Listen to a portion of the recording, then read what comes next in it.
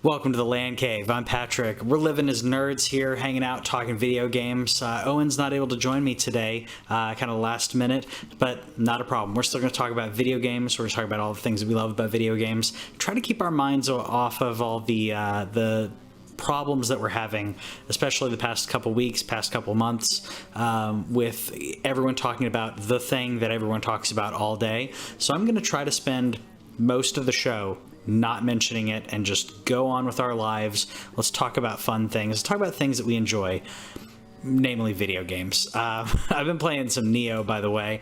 We always like to start off talking about what we've been playing, the games that we've been playing. So let me know in the comments what you've been playing. I've been playing a lot of Neo. Neo 2 just came out. It's getting really good reviews. And I knew that if I bought Neo 2, that I would be all in playing Neo 2 because I love Dark Souls games. I love me some Soulsborne. So I thought, you know what? I'm gonna wait. I'm not gonna play Neo 2 because Final Fantasy VII is coming out. I'm gonna go back and play some Neo because I didn't finish Neo. I love the environment. This is, I think, Dark Souls but put in feudal Japan with the Japanese mythology of yokai and their ghosts and stuff that I won't pretend to be an expert on, but it's really wonderfully designed in regards to level design. Whitney actually walked in while I was playing it, and she says, "This is like," she was joking, about it being a copy of Dark Souls, and I'm like, well, yeah, but that's kind of a genre now. And even she mentioned like the level design and like the colors of the with the effects and everything was really cool. So it's good stuff. Robert talking in the comments saying he's been playing some Animal Crossing, of course, and Pokemon. That's actually, I've been playing some Animal Crossing as well. I am loving this game. I played a little bit of New Leaf, and I never got hooked. The wife's playing this right now. She's actually in the other room playing this while she's listening to / watching The Office, because that's what we do. So she's been playing it. She absolutely loves it, and I went ahead and bought my own copy because I knew that she'd be playing it nonstop. I wanted to make sure she could keep playing it, and then of course I can now play with her. She's loving her Nintendo Switch because I got her a Switch Lite. And I thought, you know what, I'll get a Switch, Animal Crossing for myself, so I can play with her and experience it with her, and also, so she doesn't have to, I got the cartridge for her, and thought, you know what, I don't want to have to keep trading out which Switch it's in. We'll just leave it in hers. I'll get my digital, and we'll be done with it.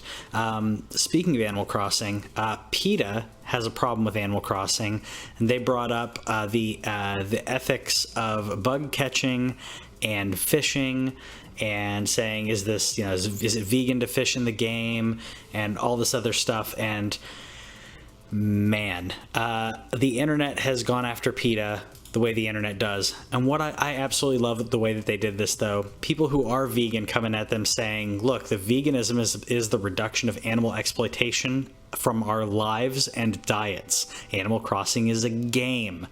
Thank you. Other people saying, what are you on? Go away. It's Animal Crossing. Yes, there's so many of these comments. I won't read them all, but there's so many of them. One of them saying, I've been playing Animal Crossing since I was 5. I've been vegan for several years. Shut up. Please focus on real activism instead of a video game. People saying there's a global pandemic and this is what you're worried about? Shame on you. And one of my favorites is, it's a video game. We also have video games where we shoot people. Obviously they spelled where wrong. They said were. But that's exactly the response that we should be getting. And in a game that is so, I don't know if pure is the right word for it, because it does have some tongue-in-cheek about debt to Tom Nook and everything. And I love the internet's filled with memes about Owen Tom money. But just serious, out of everything you could attack, don't attack Animal Crossing. There's so many other things to attack. Speaking of games shooting people, played the Resident Evil 3 demo, absolutely loved it. I love the Resident Evil 2 remake that they did. This is getting that same treatment. You get the same story that you love. The I didn't play a lot of 3, so I couldn't tell you how close to or / accurate it is in comparison to the original. I played more of Resident Evil 2, 4, well, sorry, 1, 2, 4. Played a little bit of 3, but the game is so well done. It still keeps the survival aspect of, you know, having limited inventory, limited handgun ammo, limited ammo and weaponry in general. Very well done. Some decent scares in there. And if you played one of the classic, you know, Resident Evil games before, you know, there's certain things there's certain tips and tricks that carry over completely. The mixing of herbs and everything carries over. So I absolutely love this. Go check out the demo, because, you know, demos are free. Check it out and see if it's something you'd be interested in. I loved the Resident Evil 7, by the way. I can't recommend that game enough. If you're a horror fan, you got to check that game out. I know it's not Owen's thing, but it's definitely my thing. Up next, and talking about the news, we had some news about the Final Fantasy VII remake that's coming out, and the producers explaining why the game is episodic, which is basically what Owen and I have been talking about and speculating, but hearing it from the producer is nice. He said, essentially, to make a single release viable, the resulting game would have ended up being a digest of the original story, and we don't think fans would be pleased with that. He's basically saying, because we're talking about the first episode, if you want to call it, the first game that we're getting is just Midgar, and then he says, in the original game, there were a lot of breaks in the game where the screen goes black, and then the game continues in a different location. In other words, there are a lot of parts in between sections of Midgar that were implied, never seen. That is something we wanted to address in the remake, to fill in those gaps, show how the different parts of the city are connected, and made it in a continuous experience. Thank you, thank you, thank you. Midgar is a great example of, and a lot of, you could bring up a lot of these things in video games of the previous generations. The 16-bit era, and you know, and even the PlayStation, technically 32-bit era, those games, there's a lot that's implied. The emotion is implied, obviously, by the character models, because they're just blocky as heck. They didn't have the space to put in. It's amazing they did what they did, even though it's on 3 discs. They didn't have the space to really flesh out that entire living city. They talk about the city, you get little tiny glimpses, and the demo, by the way, this is my gameplay of the demo, so you can make fun of my bad gameplay. The demo, even there's a few cutscenes that show the scope of the city, not just the opening opening cinematic, which is even better than the original cinematic, but there's a few glimpses in this that are showing how large the city is. You see cars. I brought it up again before on the show, but you see people driving cars around the city, and the only time you saw that in the original Final Fantasy VII is when you were escaping, when you were leaving Midgar. So I love that they said here's the reason, and that we're expanding on the story. We're fleshing it out more, which I think for example, Jessie in the trailer, or not trailer, in the demo, I know she's always like that in the original, but Jessie's character is really fleshed out. Owen said something about, like, man, you're gonna make me care for Jessie, as a side character. They're fleshed out more, so I think we're gonna get a better telling of this story than we would have gotten if it was one full game. Also, if it was one full game, it would take considerably longer to come out. And it would obviously be even a larger download. It's going to be, I think, 100 gig for this section. For the first installment is going to be 100 gig. If this game came out and it was all of it, by the way, I'm foreseeing it to be 3 parts. If this was going to be one game, it would have been 300, if not more, gigabytes. We can call it 250 if you want, if they're really being good with memory space, and that's not going to cut it when it comes to the next gen consoles. The next generation of consoles, we're seeing 1 terabyte in the PlayStation 5. not good enough. By the way, this week, what was it, like Monday night or Tuesday night, I had to swap out my PlayStation hard drive, my PS4 for a new PlayStation, a new hard drive. You can get them for a decent price now. You're not going to be able to do that with the PlayStation 5 at such a low price. These are solid state drives that are going to be in the new one. Side note, don't put a solid state drive in your PS4. They've done side-by-side comparisons. You really don't get that much bang for your buck out of it because the console itself, the OS, the games, everything is not optimized for that solid state drive. So they did some side-by-side tests and it didn't give you really any negligible load times. So don't spend your extra money on that. Pop that solid state in your PC. Pop the solid state in your PC if you don't already. Load your operating system on that, and that's how you roll. Anyways, speaking of PlayStation, because we're talking about Final Fantasy VII, which obviously was famously on PlayStation. PlayStation put out something recently about slowing their European customers in PlayStation Network, and this is something that's going to be rolling out into the US as well. They said playing video games enables players all over the world to connect with friends and family and enjoy much needed entertainment during these uncertain times. Sony Interactive is working with the internet service providers in Europe to manage download traffic to help reduce access for the entire internet community. Blah, blah, blah. Now, they basically say you're going to get slower or delayed video game downloads. Now, Robert in here saying we're talking about hard drive. He said Western Digital Black is the fastest PS4 will go based on its hard drive. That's a good point. I did a Western Digital Blue.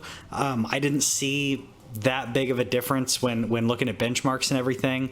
I didn't feel like it was worth the extra money. I did see people pointing out Western Digital Black. WD's got some great hard drives, and yeah, if you want to spend a little bit extra money, you can do that. I didn't think it was really worth the extra money. I think I got mine for what was it, like $60 or something like that. Best Buy, by the way, is doing curbside pickup, and no, I mean, I could have ordered it on Amazon, but essentially what happened with that, I'll go on a slight tangent here because I'm famous for my tangents.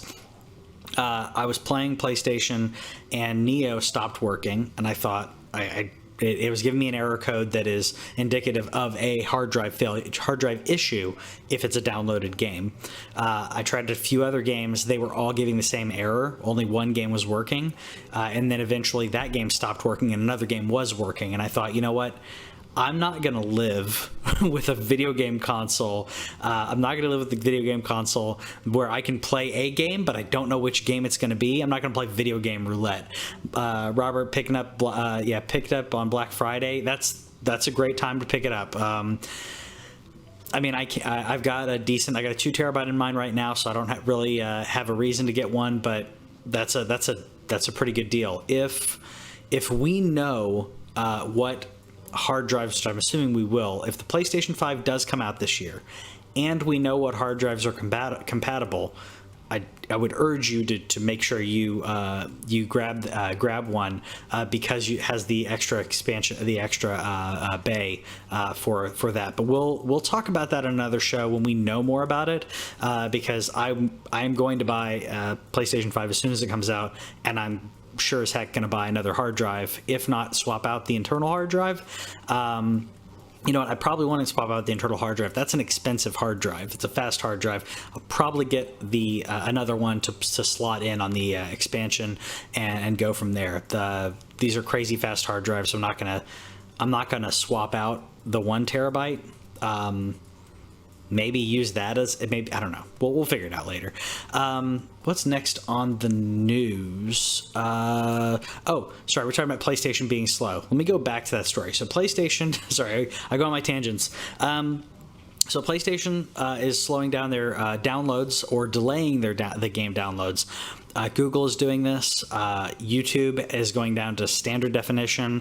Netflix's definition has dropped as well, and yeah, not happy about that. But I will tell you, from being in telecom, from seeing what's happening with companies trying to manage networks with the pandemic and everything going on.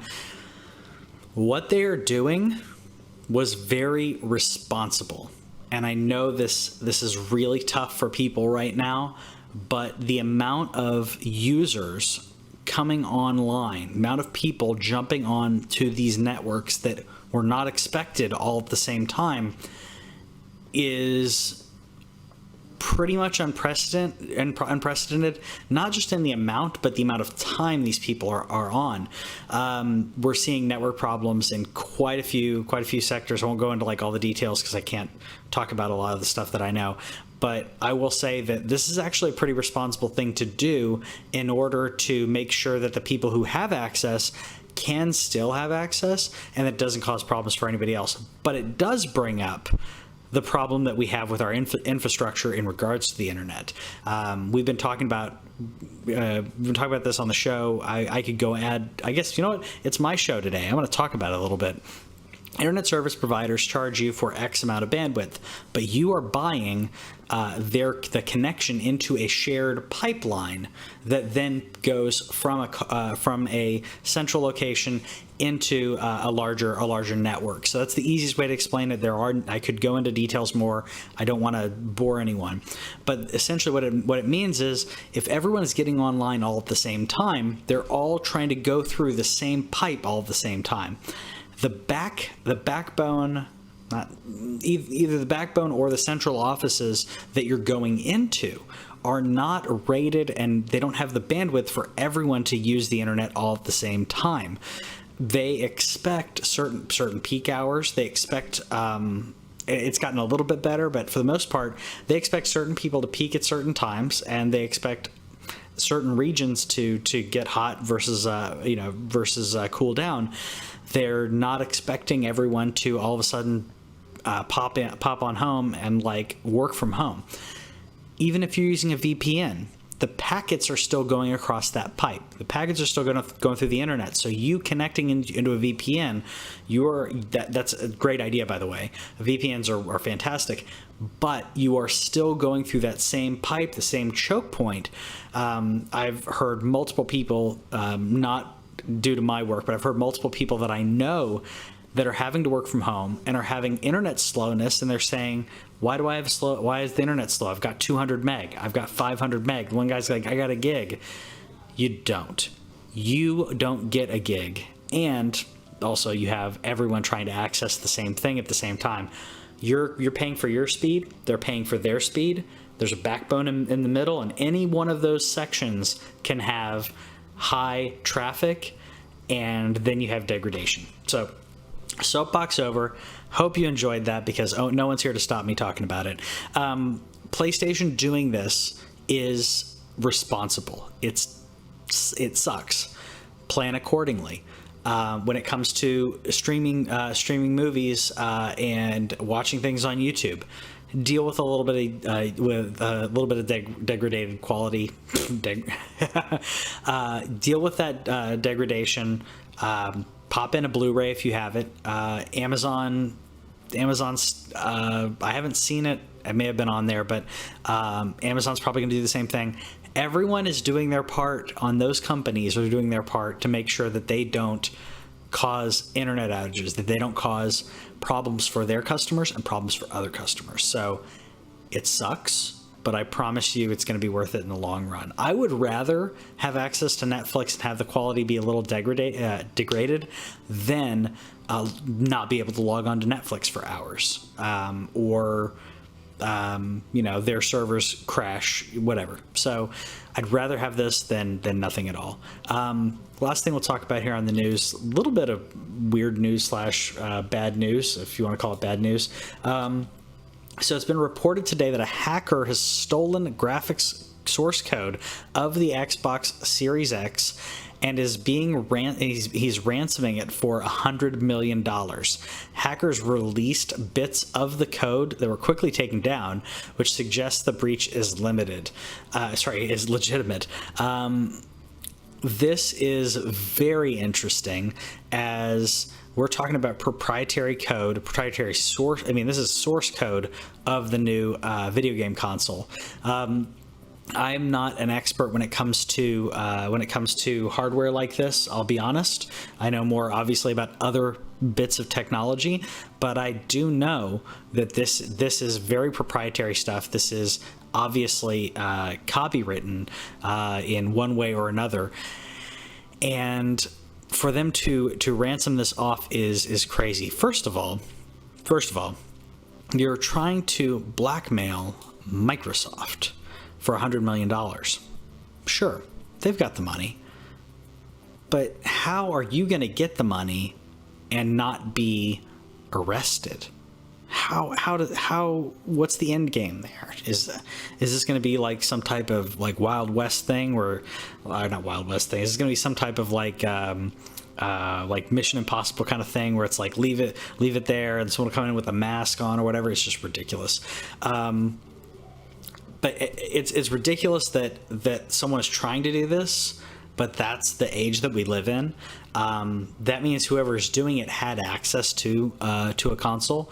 He could be a developer for one of the big name companies. He could be a programmer there. I would imagine that they're not letting random people, custodians and visitors that are in the office have access to these consoles. In the work that I've done, there's quite a bit of security to get into certain different certain areas and certain rooms because of security, even accidental. Going into a data center, if anyone here has been in a data center or anything like that, you have security because you don't want someone to accidentally trip and cause a problem, or jokingly unplug a cable or whatever. You don't want those things to happen. You are liable, and you have certain security. So I'm sure they have that with the Xbox as well, with the Xbox Series X. But either way, with someone to have someone ransom this source code off is just crazy. Robert in the comments saying all the more reason, by the way, we're talking about internet server and everything, the internet server slowness. He said all the more reason to have movie servers. I have about 800 movies and shows accessed by Apple TV. So 80% of our watch is internal, doesn't access the internet. I don't know if you're using Plex as well. I think you are, Robert. I got a Plex server now off in the corner.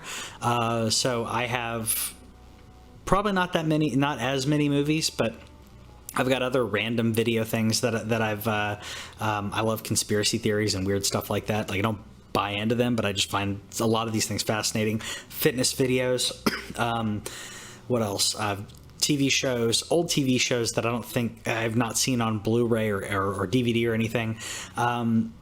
But yeah, it's accessed internally. I think he's using Plex as well. I'm using Plex, so the IP that my TV uses, I use a smart TV. He uses Apple TV, but my TV logs into Plex, and it sees that these two devices are on the same LAN network, local area network, the LANCave, and then both of them can see each other and they stream to each other. It's wonderful. Yeah, I totally recommend a Plex server. If you have Blu-rays and DVDs, you can rip the disc. You can take that file and put it onto a server like this. Also, if you've purchased anything, you can download that and do it that way. He says he's using Plex. Most of it is as iTunes as a server on Windows 7 PC. There you go. It's a use for Windows 7. Windows 7 still is a decent operating system. I was using it on a PC. My dad gave me a NAS storage device. I bought the NAS storage device off of him, and he had gifted me previously some hard drives. So I've got that thing loaded up with 3 terabyte hard drives. It's in RAID, so it copies, and if one of the hard drives has an issue, I didn't lose any data. So really happy about that. Totally recommend doing something like that if you can. If you're a geek, if you're listening to me for this long, you are probably a geek like me. I'll talk to you about setting up a Plex server anytime. Do that. Watch some Blu-rays. Play some video games. Do some stuff. Excuse me. Do some things that allow you to de-stress in this time of uncertainty. We got enough problems going on. play some Animal Crossing, play something fun, go ride your bike, do something. Even though we're social distancing, we don't have to be antisocial. Video games are not antisocial. You can play games, share them with your friends, play games with your friends. Go hug your family if you can.